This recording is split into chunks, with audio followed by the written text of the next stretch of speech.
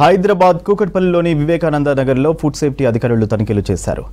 ఎకోసిరి millet food కోర్టులో వినియోగదారుడికి పాయసంలో scrub ఇనుప ముక్కలు రావడంతో ఫుడ్ సేఫ్టీ అధికారులకు ఫిర్యాదు చేశాడు. దాంతో ఫుడ్ కోర్ట్ కిచెన్, ఫ్రిడ్జ్లో ఫుడ్ ఐటమ్స్, పరిసరాలు మొత్తం పరిశీలించిన అధికారులు నిర్వాహకులకు నోటీసులు జారీ చేశారు.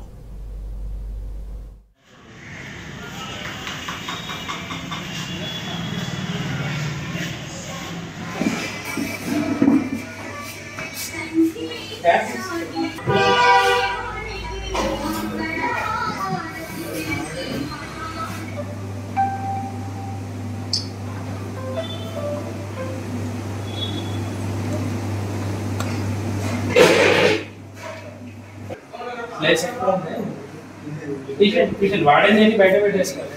అట్లా వాడేదంటే పురుగులు జరుగుతూ ఉంటాయి తీయాలి కాబట్టి.